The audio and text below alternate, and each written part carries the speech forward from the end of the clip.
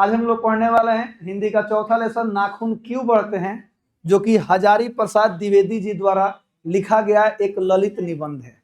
क्या है बाबू?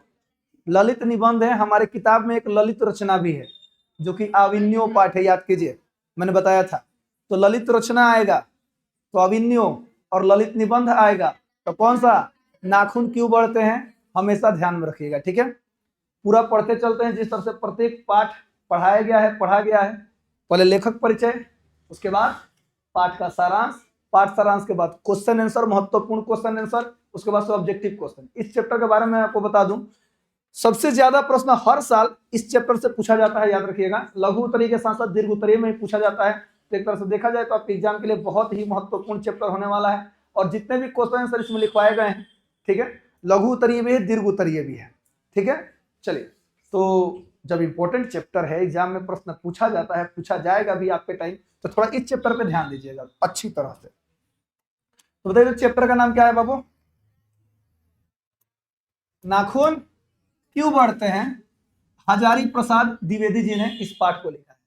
पूरा पढ़ते जाएंगे ना तो पूरा का पूरा पाठ समराइज भी हो जाएगा, पूरा खूब बढ़िया से समझ में भी आ जाएगा। प्रत्येक टॉपिक पे मैं आपको समझाते भी चलूंगा, ठीक है। यहाँ देखिएगा, लेखक कौन है? आचार्य हजारी प्रसाद द्विवेदी। चलिए मैं एक संज्ञा बताता हूँ सर, मैंने मॉडल पर में देखा था। बताइए तो ये जो आचार्य शब्द है ये कौन सा संज्ञा है? आचार्य शब्द कौन सा संज्ञा है? याद रखिएगा, आचार्य जो शब्द है वो जातिवाचक संज्ञा है। जिस प्रकार से शिक्षक होते हैं शिक्षक, शिक्षक कौन सा संज्ञा है?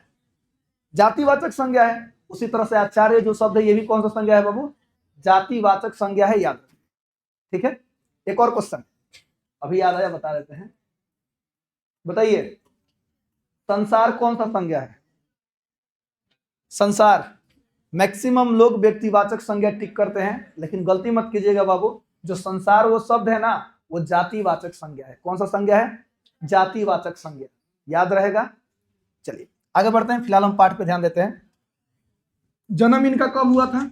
1907 में आरत दुबे का छपरा, बलिया उत्तर प्रदेश, यानी उत्तर प्रदेश के बलिया जिले के आरत दुबे का छपरा गांव कह सकते हैं, यहां पर उनका क्या हुआ था? जन्म हुआ था। निधन कब हुआ?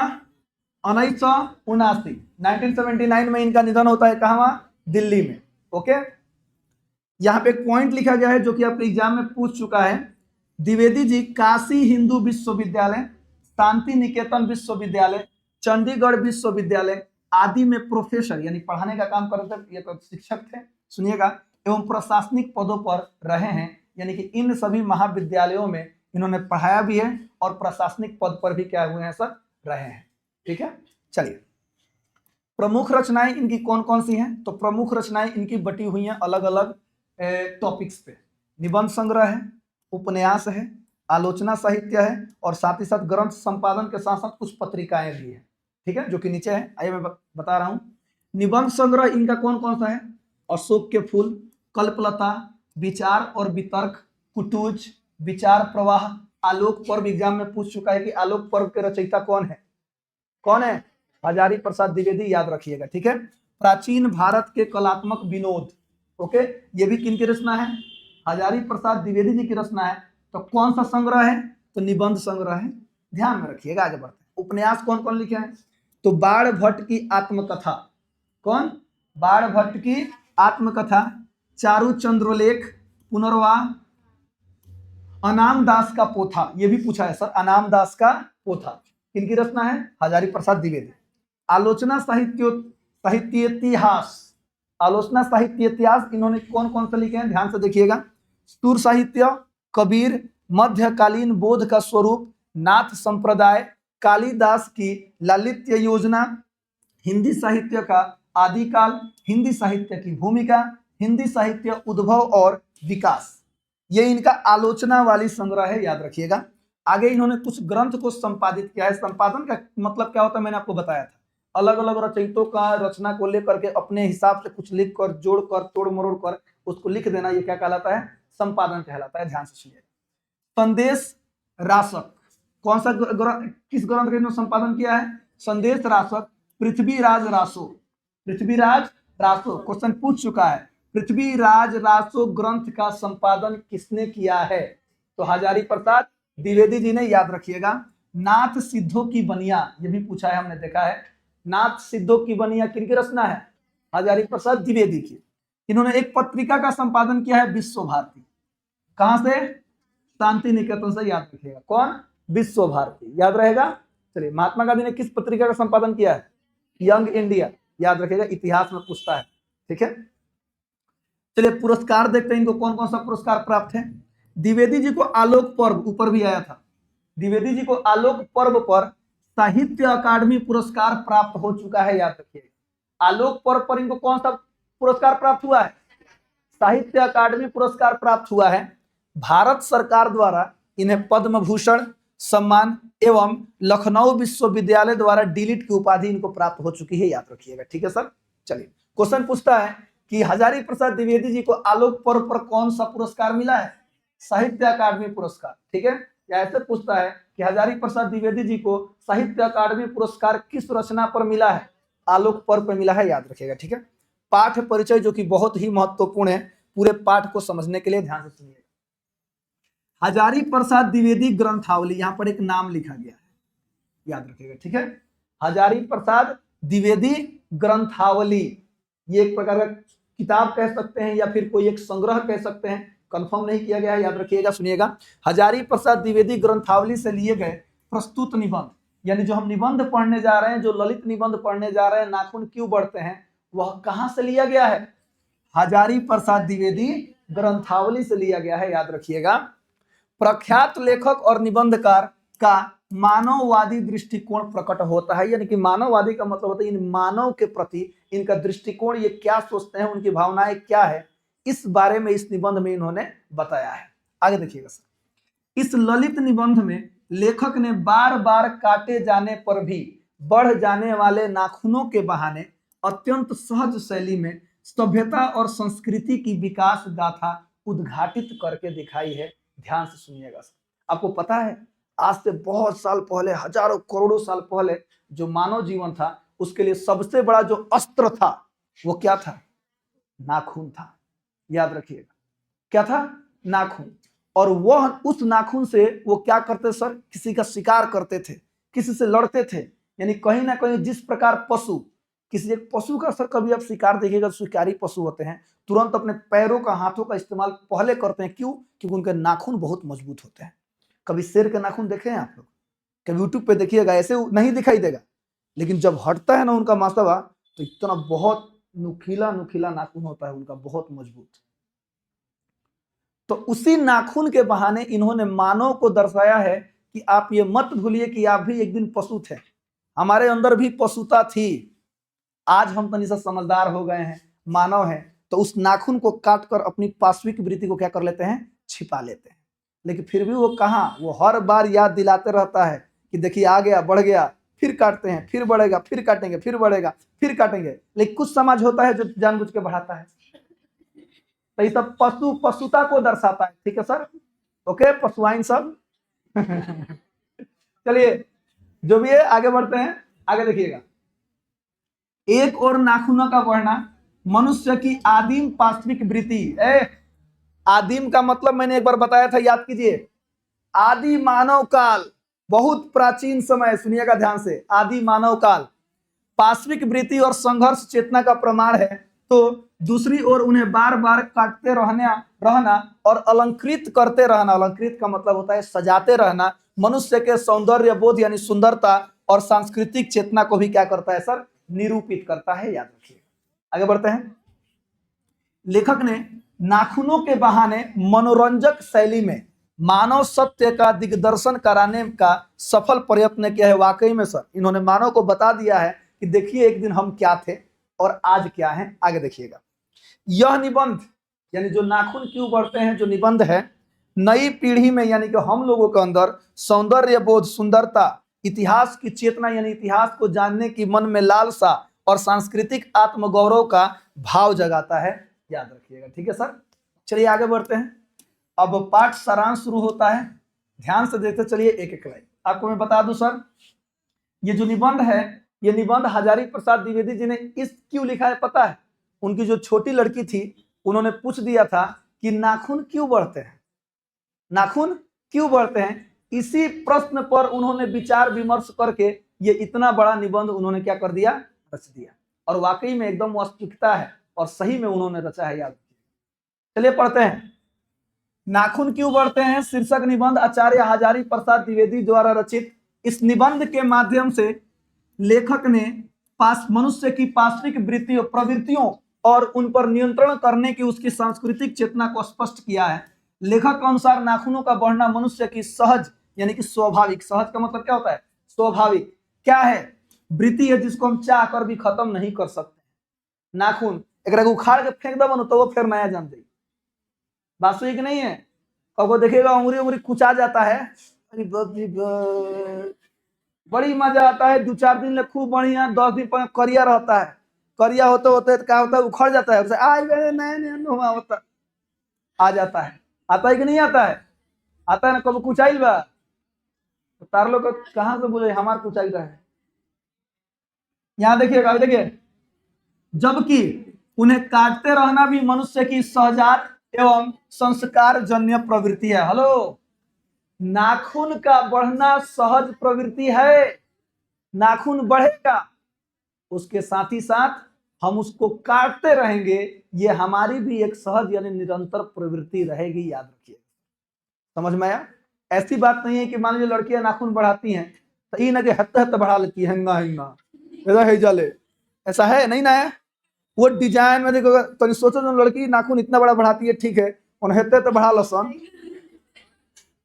बाप रे बाप ना, ये दाद आटा मत सनी हलो। इधर देखिए,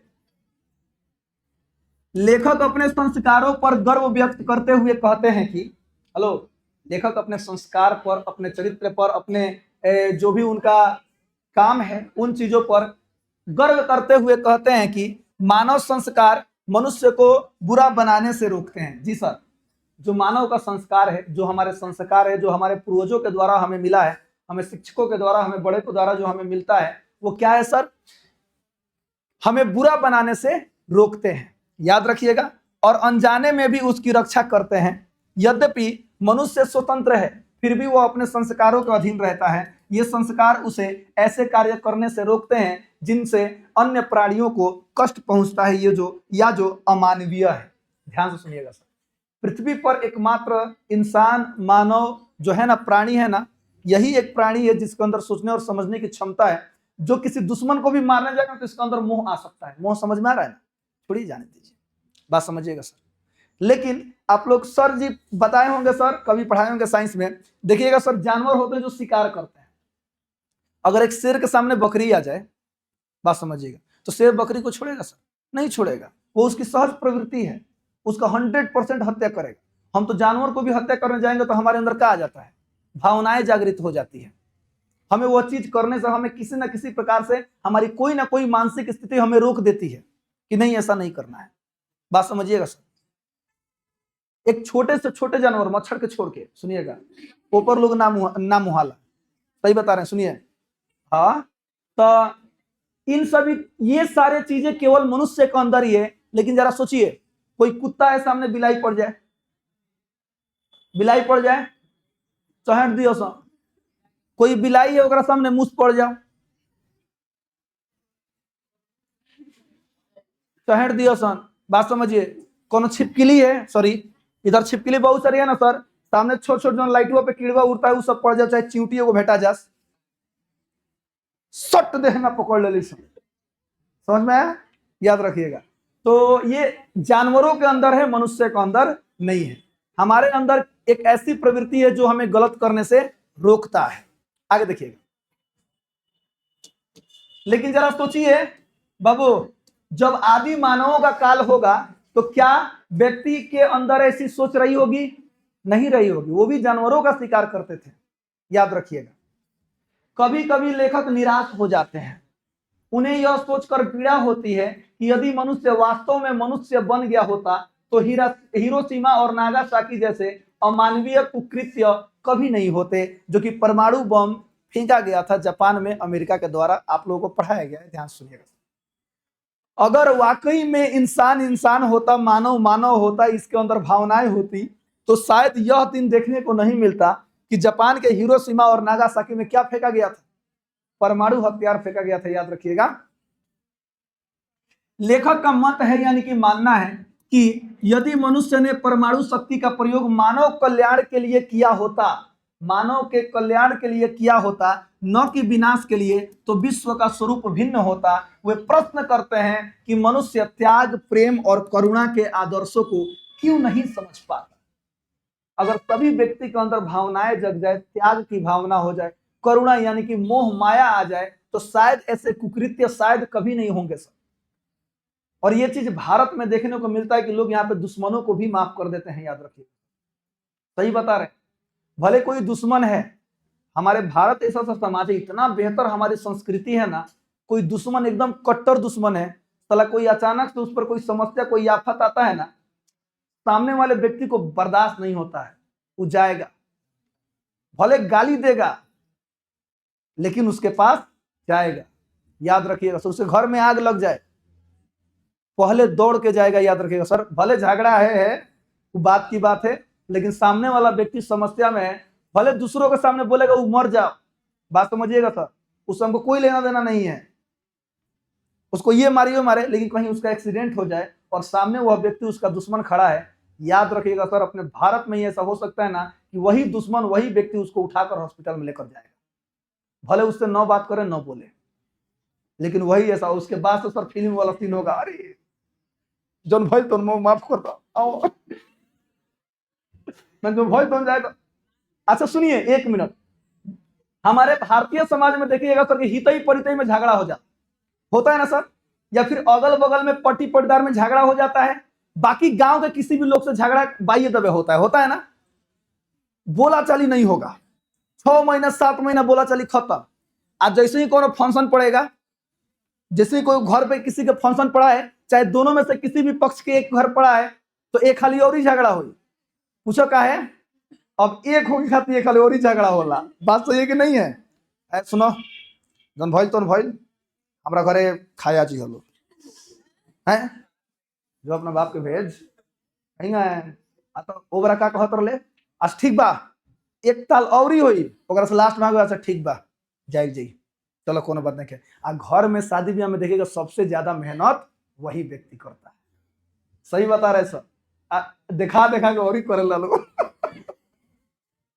यहाँ देखिए, अरे भाई, लेकिन ये चीज केवल कहाँ है, अपने समाज में है, भारत के समाज में यार, और ये बहुत ही खूबसूरत चीज है। आप और बड़े होइएगा ना तो आपको धीरे धीरे ये सारी चीजें समझ में आने लगेंगी। निबंध के अंत में, हेलो, निबंध के अंत में लेखक पुनः आशावादी हो उठते हैं, यानी मन में इनका आशा जगता है, मन में इनके विचार उठते हैं, आशावादी समझ में आता है ना सर, कि हो सकता है कि भविष्य में ऐसा हो जाए। सुनिएगा, वे कहते हैं कि नाखूनों का बढ़ना मनुष्य की उस अंध सहजात वृत्ति का प्रतीक है। ध्यान सुनिएगा, एक झापड़ मारे न बनी, एक झापड़ जितना चटपट बजे तनु फट फट करे लगे, समझ में आई।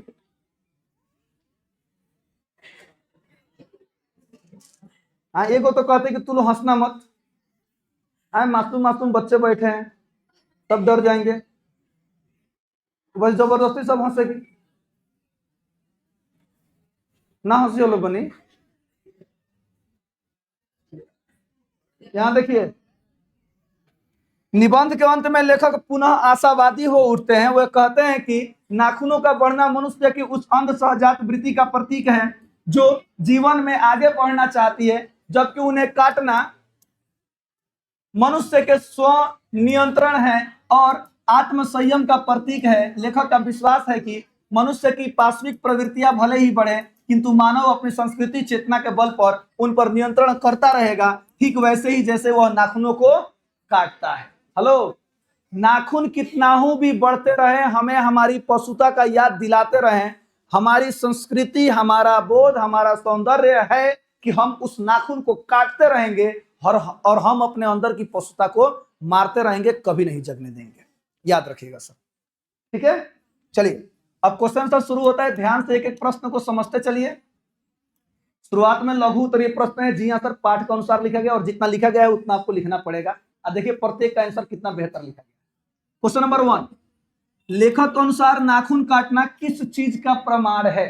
सुनिएगा, लेखक के अनुसार आप लिख सकते हैं लेखक हजारी प्रसाद द्विवेदी जी के अनुसार, या ऐसे भी लिख सकते हैं लेखक द्विवेदी जी के अनुसार डायरेक्ट, ठीक है। तो लेखक के अनुसार नाखून काटना मनुष्य के सौंदर्य बोध, आत्मसंयम तथा संयम तथा सांस्कृतिक चेतना का प्रमाण है। यह दर्शाता है कि मनुष्य अपनी पाशविक प्रवृत्तियों पर नियंत्रण रखता है और सभ्य जीवन जीने का प्रयास करता है, ठीक है। क्वेश्चन नंबर 2, लेखक क्यों पूछता है कि मनुष्य किस ओर बढ़ रहा है, पशुता की ओर या मनुष्यता की ओर? स्पष्ट करें। यह क्वेश्चन आपके एग्जाम में पूछा जा चुका है, याद रखिएगा, ठीक है सर, ध्यान से सुनिएगा।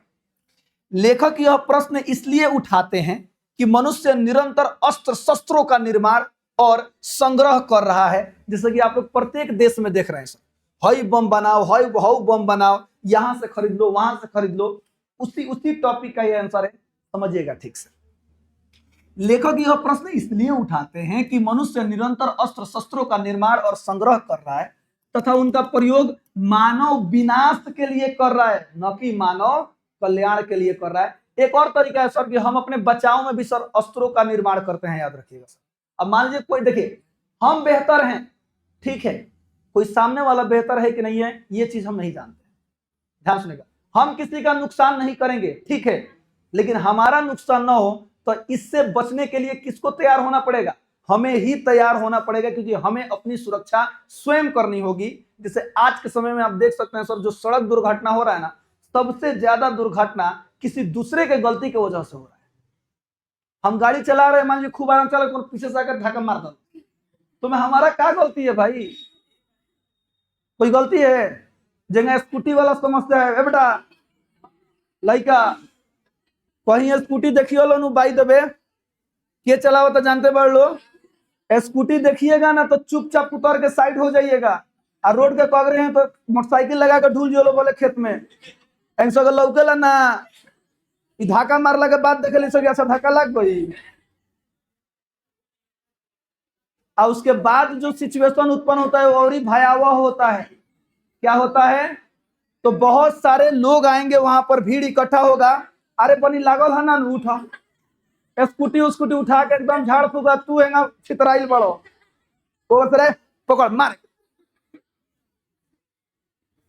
इसलिए नम्र निवेदन है, सजग रहें, सावधान रहें, बात खत्म, हम अपनी रक्षा स्वयं करेंगे। इसलिए हम कहीं दूर देख लें स्कूटी आवता, पट दे मोटरसाइकिल उतरे में भूल जाइले खेत में, देखी नहीं कि गाड़ी गोल तो आके हाय आज बाल बच गए हम। इधर देखिए, याद रहेगा तो कुछ बातें सीखिए, आज बहुत जरूरी है। हिरोशिमा और नागासाकी जैसे उदाहरण यह दर्शाते हैं कि मनुष्य अपनी बुद्धि और विज्ञान का उपयोग कल्याण के स्थान पर विनाश के लिए कर रहा है। इससे उसकी पाशविक प्रवृत्तियां प्रबल होती है, माने प्रतीत होती हैं। इस कारण लेखक चिंतित होकर पूछते हैं कि मनुष्य वास्तव में मनुष्यता की ओर बढ़ रहा है या पशुता की ओर बढ़ रहा है। ध्यान दीजिएगा सर, क्योंकि हम मनुष्य वाला तो काम नहीं कर रहे हैं, परमाणु बम मार रहे हैं, लोगों को मार रहे हैं, काट रहे हैं, पीट रहे हैं, ये तो शिकार करना, हत्याएं करना किनका काम है? पशुओं का काम है, जानवरों का काम है। तो हम तो वही कर रहे हैं ना जो जानवर कर रहे हैं, तो जानवर में हम में क्या फर्क है? इसलिए प्रश्न पूछते हैं कि मनुष्य के अंदर मनुष्यता बढ़ रहा है कि पशुता बढ़ रहा है? ध्यान से सुनिएगा। क्वेश्चन नंबर 3, नाखून बढ़ने का प्रश्न लेखक के सामने कैसे उपस्थित हुआ? नाखून बढ़ने का प्रश्न लेखक के सामने तब उपस्थित हुआ जब एक दिन उनकी छोटी बेटी ने अचानक उनसे पूछ लिया कि आदमी के नाखून क्यों बढ़ते हैं। इस अप्रत्याशित प्रश्न को सुनकर, जिसकी संभावना भी नहीं थी, सुनिएगा, लेखक कुछ क्षणों के लिए निरुत्तर हो गए, यानी वो सोच में पड़ गए कि वाह कैसा क्वेश्चन पूछ दिया कि ये नाखून क्यों बढ़ते हैं। अब उस क्वेश्चन के जवाब में इन्होंने निबंध लिखा, और वाकई में देखिए कितना बेहतर लिखे हैं। चलिए, बढ़ते नाखूनों के द्वारा प्रकृति मनुष्य को क्या याद दिलाती है? क्वेश्चन एग्जाम में पूछ चुका है। बढ़ते नाखूनों द्वारा प्रकृति मनुष्य को यह याद दिलाती है कि वह आज भी मूलतः वही लाखों वर्ष पूर्व का नख दंतवालंबी प्राणी है। कौन सा? नख दंतवालंबी प्राणी है जो पशुओं के समान धरती पर विचरण करता और जीवन यापन करता था। अर्थात मनुष्य के भीतर आज भी उसकी आदिम प्राचीन समय का आदिमानव काल का पाश्विक प्रवृत्तियां क्या है सर, विद्यमान है। इसका एकमात्र प्रमाण कौची है, नाखून है। पूंछ भले नहीं है, पूंछवा झड़ गया है, इस पाठ में मेंशन है कि पूंछ झड़ गया है, कोई बात नहीं है, लेकिन नाखून नहीं झड़ा, नाखून बढ़ता रहता है। आगे देखिएगा। अच्छा इमेजिन कीजिए अगर वास्तव में हम लोग का पूंछ होता है तो हम यहाँ पे पढ़ा रहे होते, हंस दिए भाई, आप लोग का भी होता तो अभी तो हैंगा टोपी खींचता है ना, हैंगा केस खींचता है ना, तो बड़ा अपने मजाक का करता, पोछिया खींचता है ना। लेकिन बात सही कि नहीं है, तो पोछिए से करता, ले पोछिए से मार देता ना। मैंने जो भी है मैंने इमेजिन करने के लिए बोला कि अगर मानव के पास, जिसके पास सोचने और समझने की क्षमता है, अगर उसको भी पूंछ आ जाए तो ये सारी चीजें वो क्या करता सर, करता। समझ में आया, याद रखिएगा। आइए देखते हैं। लेखक द्वारा नाखूनों को अस्त्र के रूप में देखना कहां तक संगत है। लेखक द्वारा नाखूनों को अस्त्र, अस्त्र माने हथियार, अस्त्र माने हथियार के रूप में देखना कहां तक संगत है। आंसर देखिएगा। लेखक द्वारा नाखूनों को अस्त्र के रूप में देखना पूर्णतः संगत है। क्यों? क्योंकि आदिम मानव, सुनिएगा, आदिम मानव का प्रमुख अस्त्र उनके नाखून ही थे। यहां पर केवल आदि लिखिएगा, ठीक है सर। आदिम या आदि मानव दोनों का मतलब से है, ठीक है। आदि मानव का प्रमुख अस्त्र उनके नाखून ही थे। दंत भी अस्त्र के रूप में प्रयुक्त होते थे, किंतु उनका स्थान नाखूनों के बाद आता था। उस समय मनुष्य अपने प्रतिद्वंदियों से संघर्ष करते समय नाखूनों का अधिक प्रयोग करता था। आज भी यदि मनुष्य किसी से अकेला संघर्ष करे और उसके पास कोई बाहरी अस्त्र न हो तो स्वाभाविक है कि वह, सुनिएगा कितना बढ़िया, वह स्वाभाविक रूप से सबसे पहले अपने नाखूनों का ही उपयोग करेगा, तो उसके बाद दांते काटेगा। मान देखो जब केहू हारेला तो क्या करला, लागी नोचे ना तो दांते धली। केहू कितनो बरियार हो खस, आप बात सही है कि नहीं है। जब वो, आप खुद से सर सोचिए, जब कहीं पे झगड़ा होता है तो लोग क्या करते हैं, नोचने का काम करते हैं, जब हारे तो दांते काटने का काम करते हैं। एक सबसे बड़े उपाय में लागत थूके सामने लाद में से ही भाग जाइए। अब वो लड़की सब का झगड़ा देखले बड़ा, लेकिन कुछ को अगर लड़की सब का झगड़ा देखने में मजा आ जाता है। ये वो चीज झोटवा है धोखा, ये लड़ाई वो लग नहीं सके। हम लोग जब बच्चे थे तो हम लोग का झगड़ा कैसे होता था, खाली पटके के फिर खाली पटकांटा होता था कि ना जी। और जब बच्चे बड़े हो जाते तब है मारे, तब मारा मारी के क्षेत्र में आता। लेकिन ये सब गलत चीजें हैं, ठीक है। लेकिन लड़कियों का झगड़ा देखे हुए बहुत दिन हो गया है। तनी बनी कब लड़िए तब बताइए सर, ठीक है। हम नहीं बोलेंगे 2-4 मिनट के लिए, पर लड़ लियो, बाद झगड़ा नहीं, झगड़ा नहीं, तनी देख लग सकी ना। चलिए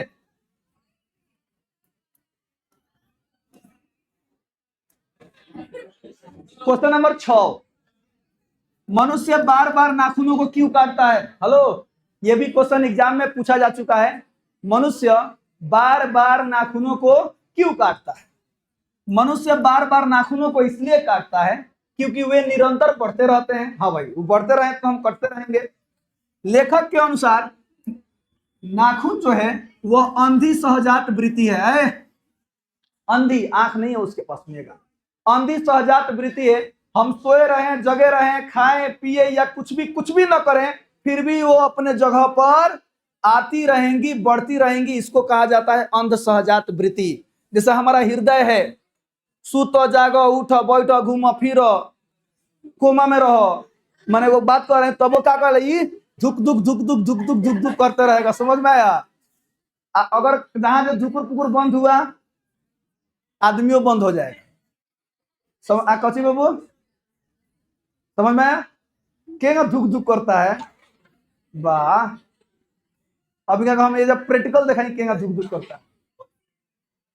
इधर देखिए, जिन्हें यह ज्ञात नहीं है कि मनुष्य को उनसे कहीं अधिक शक्तिशाली अस्त्र प्राप्त हो चुके हैं। आज के समय में नाखून से भी शक्तिशाली अस्त्र हमें प्राप्त हो चुके हैं। चाकू, बंदूक, बहुत सारी चीजें हैं। ध्यान से सुनिएगा सर। इसलिए नाखून बार बार बढ़ते हैं और मनुष्य उन्हें बार बार काटकर अपनी पाशविक प्रवृत्तियों पर क्या करता है? नियंत्रण करता है। अगर नाखून से मजबूत हथियार हमारे पास नहीं होते ना, तब शायद हम भी नाखूनों क्या करते हैं? बढ़ा कर रखते हैं कि कभी भी आवश्यकता पड़े तो इसको हम अस्त्र के रूप में क्या कर सके? प्रयोग कर सके। याद रखिएगा। अगला क्वेश्चन, स्वाधीनता शब्द की सार्थकता लेखक क्या बताता है? सुनिएगा। जो स्वाधीनता शब्द है, स्वाधीनता मतलब क्या होता है? स्वाधीनता मतलब आजादी, एक तरफ से देखा जाए तो। जो स्वाधीनता शब्द की सार्थकता है, लेखक क्या बताता है? आंसर देखिएगा। लेखक के अनुसार स्वाधीनता शब्द की सार्थकता इसी में है कि मनुष्य अपने ऊपर अनुचित कार्यों के लिए स्वयं अंकुश लगाए। ये बात सही है सर। कितना बेहतर बात यहाँ पर द्विवेदी जी समझा रहे हैं। अगर कोई चीज, अच्छा एक बात बताइए सर, अगर हम कोई चीज करने जाते हैं तो ये तो बात कंफर्म है कि हम स्वयं जान जाते हैं कि यह चीज गलत है कि सही है। ये बात याद रखिएगा सर। अगर आप नहीं पढ़ रहे हैं, एक मैं छोटा सा एग्जांपल दे रहा हूं, तो आप जानते हैं कि एग्जाम में क्या होने वाला है, फिर नंबर खराब आएगा, जो भी है, लेकिन हम चाह कर भी अपने आप को नहीं रोक पाते, हम वो कार्य करते हैं। तो यहाँ पे समझा रहे हैं कि देखिए स्वाधीनता शब्द का अर्थ क्या है, कि लेखक अनुसार स्वाधीनता शब्द की सार्थकता इसी में है कि मनुष्य अपने ऊपर अनुचित कार्यों के लिए स्वयं अंकुश लगाए। यानी अगर कोई गलत कार्य है तो हमें स्वयं रोकना पड़ेगा, स्वयं को, कि नहीं ये चीज नहीं करना है। ध्यान से सुनिएगा, आगे लिखा है, और अपने को स्व अनुशासन में रखे, अपने आप को एकदम डिसिप्लिन रखे। स्वाधीनता का अर्थ बाहरी बंधों से मुक्त होना ही नहीं, हेलो, बल्कि अपने मन, इच्छाओं और यहां तक कि ज्ञानेंद्रियों को भी अपने नियंत्रण में रखना है, ताकि वे मनुष्य पर हावी न हो सके, हमारे ऊपर हावी न हो सके। हम अपने परंपरा से जुड़े रहें। हम कभी भी जो हमें सिखाया गया है, जो हमारा अनुशासन है, जो हमारी सभ्यता है, जो हमारा संस्कृति है, हम उससे बाहर कभी ना जाए। आज के जमाने में हमने सब सुना है या फिर देखा है, इसमें भी कुछ लोग होगा, नहीं होगा तो लोग सर सुनिएगा, अपने पिता पे हाथ उठा देते हैं। कितना तुच्छ बात है, आप सोच सकते हैं। इसका मतलब यही हुआ कि उस लड़के का या फिर उस लड़की का अपने स्वयं के ऊपर अंकुश नहीं है, और यह चीज आने वाले समय में उसके पिता के लिए नहीं, उसके माता के लिए नहीं, स्वयं उसके लिए बहुत ही घातक सिद्ध होगा। ये बात याद रखिएगा। क्योंकि जो व्यक्ति, इधर देखिए, जो व्यक्ति वो जानता है कि पिता पे हाथ नहीं उठाना है, माता पे हाथ नहीं उठाना है, और वो व्यक्ति अगर ये गलती करता है ना, तो इसका मतलब वो उसकी आदत बन चुकी है। सामने वाला पिता माफ कर सकता है। ध्यान से सुनिएगा सर, माँ माफ कर देगी, लेकिन जब घर से बाहर निकलिएगा ना, और किसी बाहर पे वही आदत रहा और अप्लाई करके देखिएगा ना, तो सामने वाला व्यक्ति आज के समय में सहने की क्षमता नहीं रखता है। उसका 2 गुना 3 गुना 5 गुना आपको जवाब देगा, अब बढ़िया से जवाब देगा। उसके बाद से आपको एहसास होगा कि अरे साला हमने कौन कौन सी गलती की हुई है। घर वाले लोग वास्तव में माफ कर देते हैं, नजरअंदाज कर, लेकिन जरा सोचिए दूसरा कोई माफ करेगा? नहीं करेगा, बहुत मार मारेगा। याद रखिएगा। इसलिए ये सारी चीजों पर हमें स्वयं अंकुश लगाना चाहिए। ये बात हमेशा याद रखिए। आपका कोई ना कोई सपना रहा होगा, कोई ना कोई सपना आप लोग देखते होंगे कि मैं बड़ा होकर के इतना अमीर बनूंगा, अपने पापा को इस गाड़ी में घुमाऊंगा। सुनिए, बात सही है, सभी लोग सपना जरूर देखते हैं। क्या कोई सपना देखते हैं एकदम बड़ होंगे तो मार कर रेस रहेंगे, दिन भर घूमेंगे, जगह एक दूर घूमता है ना? ऐसा सपना कोई नहीं देख रहा है। सभी लोग कहीं ना कहीं यही सपना देखे होंगे कि मैं एक दिन बहुत अमीर बनूंगा, इतना अमीर बनूंगा कि जितने भी लोग हमसे देख करके जल रहे हैं उनको मैं और जलाऊंगा। ध्यान सुनिएगा, इतना तो सपना जरूर देखते हैं ना। सपना तभी पूरा होगा, ये बात आज हमारा भी याद रखना सर, जब हम अपने आप पे कंट्रोल करना सीख जाएंगे। याद रखिएगा, अगर हमारा अपने आप पे कंट्रोल नहीं रह पाएगा ना, तो भूल जाइएगा कि सर आपका जो सपना है वो कभी पूरा होगा। लेकिन जैसे जैसे आप बड़े होइएगा ना, जब आपके ऊपर जिम्मेदारी आएंगी ना, आप स्वयं सीख जाएंगे कि अपने आप पे कंट्रोल रखना कितना जरूरी है। समझ में आया? याद रखिएगा सर। आगे बढ़ते हैं। अभी के समय में शायद तू लोग के सामने कोई वैसा कुछ करे ना, तो तू लोग झगड़ा कर ले। हम हैं, संदीप सर हैं, संदीप सर को, हमको, दुर्गा पूजा के समय का एक बात है, हम लोग यहाँ से पैदल जा रहे थे रात को 9 बजे, रात को 9 बजे पैदल जा रहे थे हम, संदीप सर। उधर से कोई बाइक से आया, 3 बच्चे थे, कोई बहुत खराब गाली संदीप सर को नाम के साथ, नाम समझ में आता नु, ए संदीपवा, उसके बाद से जो भी दिया सर मैंने गाली गाली होता है। तो हम लोग, अच्छा बताइए हम लोग क्या किए? देखिए सर, इंसान की प्रवृत्ति है थोड़ा समय के लिए गुस्सा आता है, ध्यान सुनिएगा, आएगा कंफर्म आएगा। हम इस तरह देखें एकदम खिसिया के, सनी सर बोले कि छोड़ जाएगा, हम लोग मैंने संदीप सर को हम देखे कि भाई वो मुस्कुरा रहा है, इंसान मुस्कुराते हुए बोले चल कोई बात नहीं चला जाएगा, हम लोग चलेगा। हम कहना ना रुको ना, कौन है कैमरा में देखो तो नहीं घूम रहा। लास्ट में देख भी लिए कि कौन कौन व्यक्ति थे। तो संदीप सर बोले कि छोड़ा जाए। देखो उनसे के उहे काम बा, आज घूमिए सन, काल घूमिए सन, 3 साल, चल 5 साल, चल 7 साल, ओकरा बाद उ स्वयं अपने घर के लड़का के तोर लगे पढ़े भेजिए। तू देख लेना, जो व्यक्ति, याद रखिएगा सर, अगर कोई उसको गाली दे रहा है और सामने वाला व्यक्ति मुस्कुरा रहा है, वाकई में उसकी जो अंदर जो क्षमता है कितना मजबूत होगा आप सोच सकते हैं।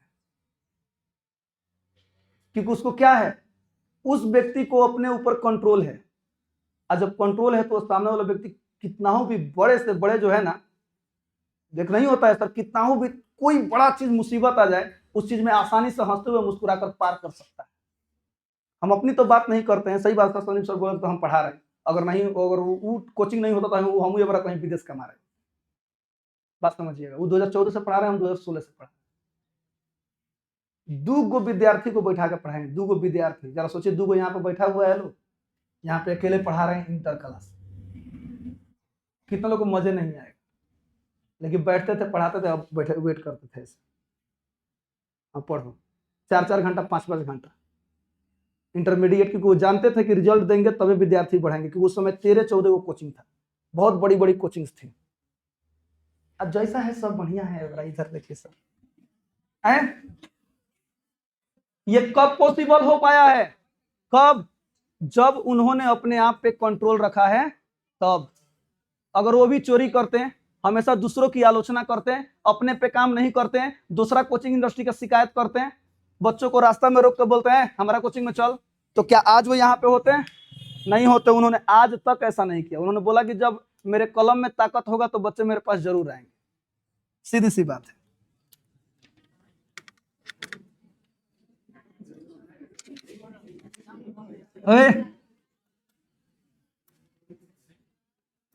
बाबू अभी तो कुछ भी नहीं है, देखो ना, जब वो सब टॉपर मारते हैं सब तब का होता है, पूरा एकदम डीजे, 10 गो डीजे, बड़का डीजे होला नु बनवाए,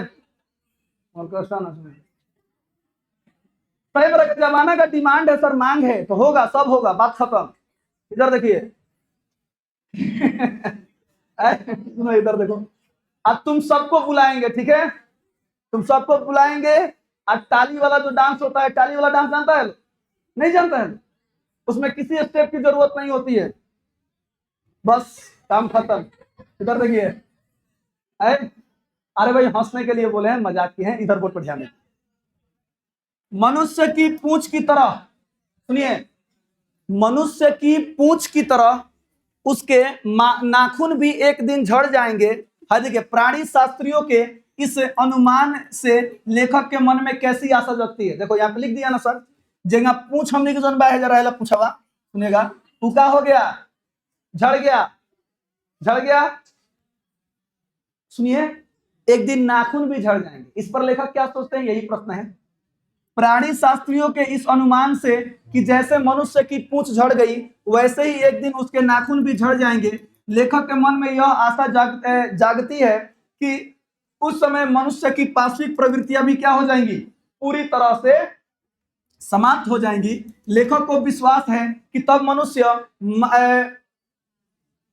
सुनिएगा, मारक अस्त्रों का, मारक का मतलब होता है जान से मार देना, यानी घातक अस्त्रों का सुनिएगा प्रयोग छोड़ देगा, करुणा और प्रेम का मार्ग अपनाएगा तथा सभी प्राणियों से प्रेम करेगा। उस दिन यह पृथ्वी सचमुच स्वर्ग के समान बन जाएगी।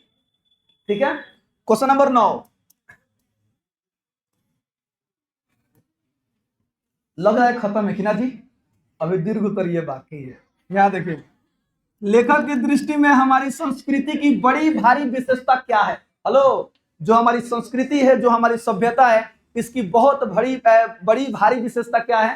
आंसर देखिएगा, लेखक की दृष्टि में हमारी संस्कृति की सबसे बड़ी विशेषता यह है कि मनुष्य अपने ऊपर स्वयं द्वारा लगाया गया आत्मबंधन स्वीकार करता है। भारतीय परंपरा में प्राचीन काल से ही आत्म अनुशासन पर बल दिया गया है, यानी हम स्वयं अनुशासित रहेंगे, जिसके अंतर्गत मनुष्य न करने योग्य कार्यों के लिए स्वयं पर अंकुश लगाता है। लेखक के अनुसार यही स्वनियंत्रण हमारी संस्कृति को श्रेष्ठ और मानवीय बनाता है, याद रखिएगा। ठीक है सर, चलिए आगे बढ़ते हैं।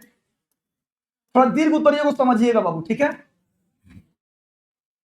सुनिए, दीर्घ उत्तरीय प्रश्न है। दीर्घ उत्तरीय प्रश्न अगर एग्जाम में आए तो ये पूरा लिखना है, लेकिन इसी में से एक बार एक प्रश्न लघु उत्तरीय में पूछा है और दीर्घ उत्तरीय दोनों में पूछा है, सुनिएगा ध्यान से।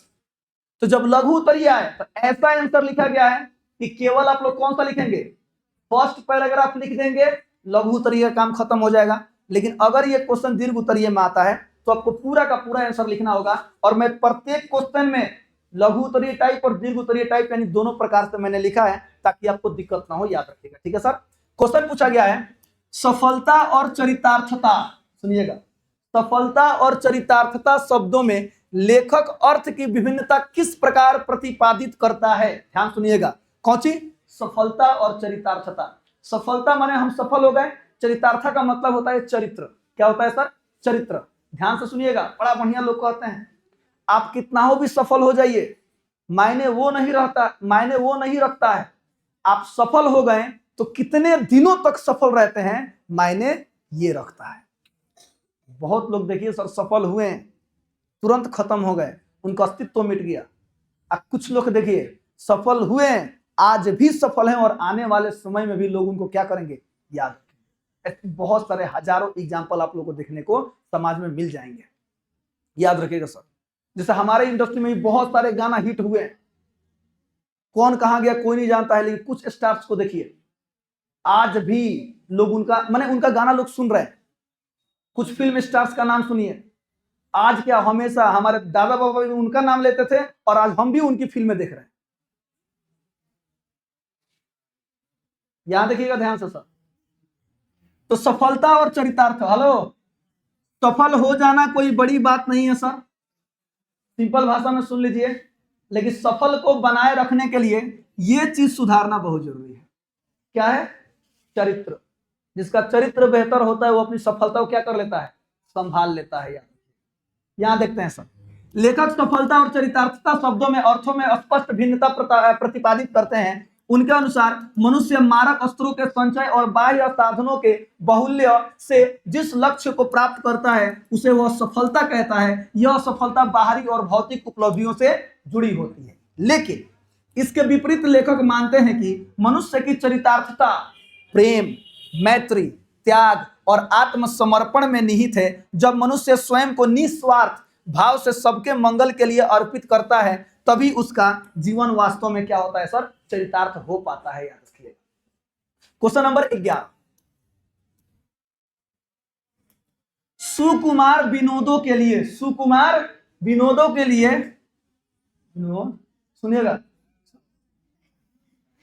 सुकुमार विनोदों के लिए नाखून को उपयोग में लाना मनुष्य ने कैसे शुरू किया, लेखक ने इस संबंध में क्या बताया है। आंसर देखिए, लेखक अनुसार कुछ हजार वर्ष पहले यानी पूर्व मनुष्य ने नाखूनों का उपयोग सुकुमार विनोदों और विलास के लिए करना शुरू किया। उस समय नाखून सौंदर्य और फैशन का प्रतीक बन गए थे। लेखक बताता है कि गौड़ देश, कौन सा देश, गौड़ देश के लोग बड़े बड़े नाखून रखना पसंद करते थे। गौड़ देश का मतलब होता है, याद रखिएगा, पश्चिम बंगाल, बांग्लादेश के लोग यानी बंगाल क्षेत्र के लोग गौड़ देश के लोग कहलाते हैं। याद रहेगा, पश्चिम बंगाल जी, सर बंगाल देश के लोग जो हैं वहां के लोग बड़े बड़े नाखून रखना पसंद करते हैं, पश्चिम बंगाल। ठीक है, याद रखिएगा। जबकि दक्षिणात्य लोगों को छोटे माने लोग जो है वो छोटे नाखून रखते थे। यह भिन्नता देश काल और लोगों की अपनी अपनी रुचियों के अनुसार थी। लेखक का मत है यानी मानना है कि भारतवर्ष ने मनुष्य की अधोगामी प्रवृत्तियों को भी मनुष्योचित बना दिया है। नाखूनों का यह प्रयोग इस बात का प्रमाण है कि मनुष्य ने अपनी पाश्विक वृत्तियों को संस्कार और सौंदर्य बोध के माध्यम से ऊंचा उठाने का प्रयास किया है। आगे बढ़ते हैं सर, क्वेश्चन नंबर 12, देश की आजादी के लिए प्रयुक्त किन शब्दों की अर्थ मीमांसा लेखक करता है और लेखक का निष्कर्ष क्या है? देश की आजादी के लिए किन शब्दों की मीमांसा करता है? सुनिएगा।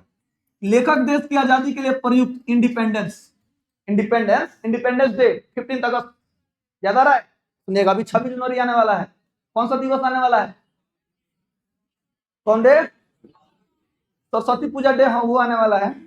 रिपब्लिक डे, ठीक है सर, झंडा फहराया जाएगा। ओके। इंडिपेंडेंस शब्द की अर्थ मीमांसा कहते हैं। सुनिएगा, उनके अनुसार इंडिपेंडेंस का अर्थ है अधीनता। सुनिएगा, अधीनता कह सकते हैं, अर्थात किसी का अधीन न होना, जबकि स्वाधीनता का अर्थ है अपने ही अधीन रहना। हेलो हेलो हेलो, सुनिए, अधीनता किसी के अंडर में अधीन रहना, स्वाधीनता यानी अपने अंडर में रहना। आगे देखिएगा, लेखक का निष्कर्ष यह है कि भारतीयों ने आजादी के लिए जिन शब्दों का चयन किया है उनमें स्व का बंधन निहित है। इसका तात्पर्य है कि स्वतंत्र होते हुए भी मनुष्य को आत्म संयम और नैतिक मर्यादाओं के अधीन रहना चाहिए। लेखक के अनुसार हमारी संपूर्ण सांस्कृतिक परंपरा अनजाने में ही हमारी भाषा के माध्यम से अभिव्यक्त होती रही है, याद रखिएगा। चलिए क्वेश्चन नंबर 13। देखो इन लोगों को लगा ना कि यार खत्म हो गया, ढेर ना, बस 13 है, 14 है, एक और 15 है, ठीक है। उसके बाद से मैं तुरंत ऑब्जेक्टिव क्वेश्चन कराना शुरू कर दूंगा, ठीक है।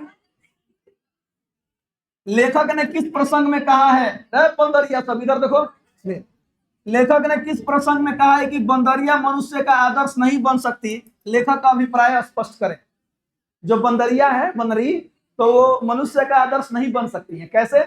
यहां देखिएगा, लेखक ने संस्कृति और संस्कारों की विशेषता बताते हुए कहा है कि मनुष्य अपने दीर्घकालीन संस्कारों के कारण अपने ऊपर लगाए गए आत्मबंधन को सहज ही नहीं छोड़ सकता। यह आत्मनियंत्रण ही मानव संस्कृति की एक महत्वपूर्ण विशेषता है। किंतु लेखक यह भी स्पष्ट करते हैं कि पुराने का मोह हर स्थिति में वांछनीय नहीं होता।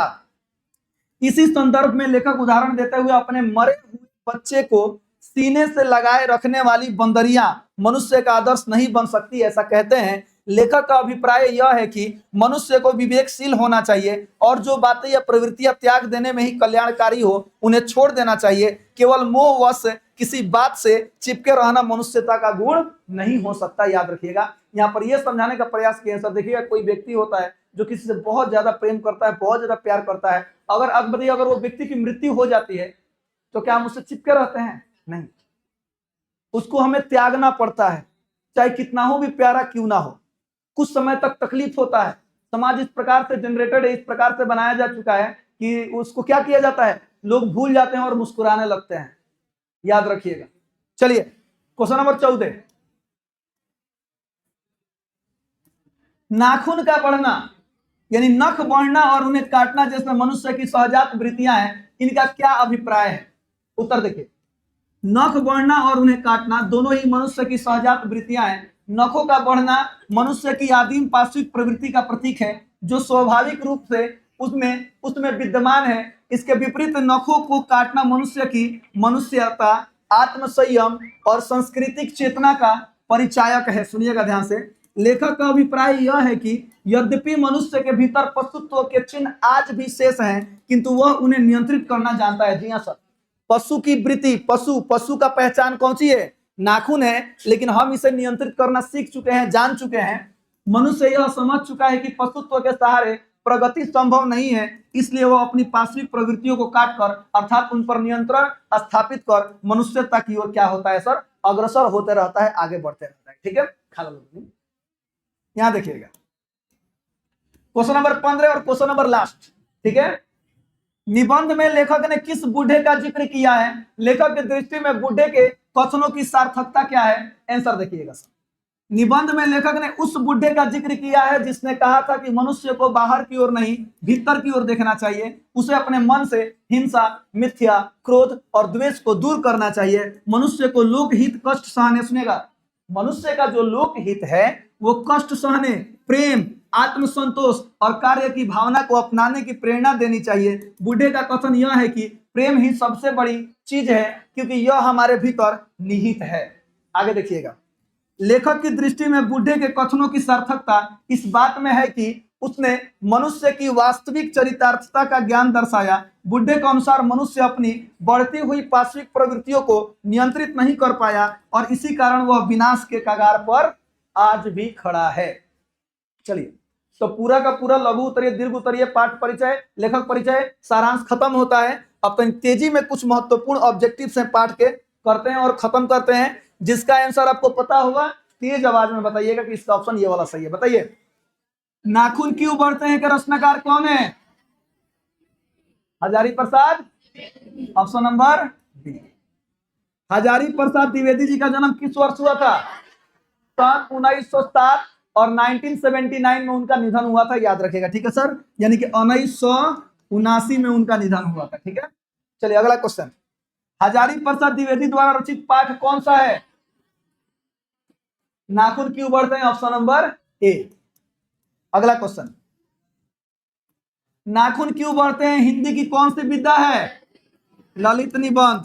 देखिए, ललित निबंध है। नाखून क्यों बढ़ते हैं, ललित रचना है, आविन्यो। द्विवेदी जी को किस रचना के लिए साहित्य अकादमी पुरस्कार मिला था? साहित्य अकादमी पुरस्कार की बात किया है, आलोक पर्व, ऑप्शन नंबर ए हो जाएगा। अगला क्वेश्चन बताइए। अरे भाई, वो हमारी भाभी माँ लगेंगी। भाभी माँ समान होती है, याद रखिएगा। जब भाभी माँ समान होती है तो मौसी बहुत सारी होंगी। ठीक है, बोर्ड पे देखिए, है इधर देखो। द्विवेदी जी को किस रचना के लिए साहित्य अकादमी पुरस्कार मिला है? आलोक पर्व। हजारी प्रसाद द्विवेदी किस विश्वविद्यालय में प्रोफेसर एवं प्रशासनिक पद पर रहे हैं? काशी हिंदू विश्वविद्यालय, शांति निकेतन विश्वविद्यालय, चंडीगढ़ विश्वविद्यालय, इनमें से सभी। ठीक है, अगला क्वेश्चन। हजारी प्रसाद द्विवेदी के कौन सा निबंध नई पीढ़ी में सौंदर्य बोध, इतिहास चेतना और सांस्कृतिक आत्मगौरव का भाव जगाता है? नाखून क्यों बढ़ते हैं, याद रखिएगा। लेखक हजारी प्रसाद द्विवेदी ने दयनीय जीव किसे कहा है? पाठ के अनुसार याद रखिएगा सर, अल्पज्ञ पिता को उसने दयनीय जीव कहा है, ऑप्शन नंबर ए हो जाएगा। ठीक है, अगला क्वेश्चन। नाखूनों का बढ़ना मनुष्य की किस वृत्ति का परिणाम है? पाश्विक वृत्ति को दर्शाता है, ऑप्शन नंबर बी हो जाएगा। अगला क्वेश्चन सुनिएगा। काम सूत्र के रचयिता का नाम वात्स्यायन, याद रखिए। कौन है? वात्स्यायन। काम सूत्र का रचयिता कौन है? वात्स्यायन, ऑप्शन नंबर बी हो जाएगा। नाखूनों का बढ़ना किसका परिणाम है? मनुष्य की अंध सहजात वृत्ति का, याद रखिएगा, ऑप्शन नंबर बी हो जाएगा। कौन सा निबंध नई पीढ़ी में सौंदर्य बोध, इतिहास चेतना और सांस्कृतिक आत्मगौरव का भाव जगाता है? नाखून क्यों बढ़ते हैं, ऑप्शन नंबर डी हो जाएगा। सिकतक का अर्थ मोम होता है, क्या होता है? सिकतक का अर्थ क्या है? मोम, ऑप्शन नंबर सी हो जाएगा। नाखून प्रतीक है किसका? पाश्विक वृत्ति का, ऑप्शन नंबर ए हो जाएगा। हम बार बार नाखून क्यों काटते हैं? सुनिएगा ध्यान से, इसका आंसर सुनिए। स्वच्छ रहने के लिए नहीं, पाठ के अनुसार अगर देखा जाए तो बर्बरता समापन हेतु, यानी हमारे अंदर जो पाश्विक वृत्ति है, जो हमारे अंदर जो बर्बरता है, जो लोगों को मारने का जो ये मन में जो बुद्धि है, इस चीज को क्या करने के लिए? खत्म करने के लिए। आदमी के नाखून क्यों बढ़ते हैं, यह प्रश्न लेखक से किसने किया था? उनकी छोटी लड़की ने, ऑप्शन नंबर बी हो जाएगा। अगला क्वेश्चन। काट दीजिए, चुपचाप दंड स्वीकार कर लेंगे, पर निर्लज अपराधी की भांति फिर भी छूटते ही सेंध पर हाजिर। कौन सी? नाखून। नो। प्रस्तुत पंक्ति किस पाठ से ली गई है? नाखून क्यों बढ़ते हैं, ऑप्शन नंबर डी हो जाए। अगला देखिए, वैसे ही दिखाई दे रहा है ना, लेकिन ये वाला थोड़ा सा अलग है।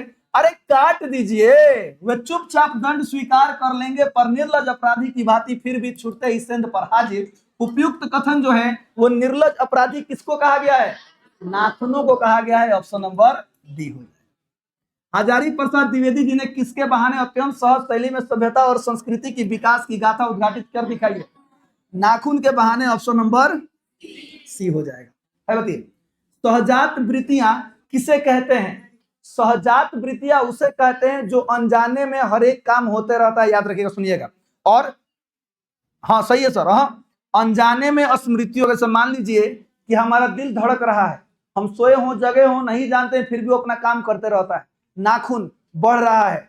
ऑप्शन नंबर बी, अनजान स्मृतियों का। सभी टिक मत कीजिएगा इसमें, ठीक है, ऑप्शन नंबर बी होगा।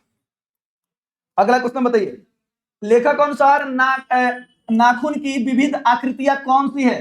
हाँ ये वाला समझिए। तो लोग त्रिकोण भी रखते हैं, वर्तुलाकार यानी गोलाकार भी रखते हैं, और चंद्रकार यानी चंद्रमा खानी बना के नाखून का हेगनी सब सीखो, ये बोले सब नाखून केंगा रखा जाला, सुनिएगा। तो प्रयुक्त सभी ऑप्शन नंबर डी हो जाएगा, ठीक है। आगे बढ़ते हैं। किसने कहा था सब पुराने अच्छे नहीं होते और सब नए खराब नहीं होते?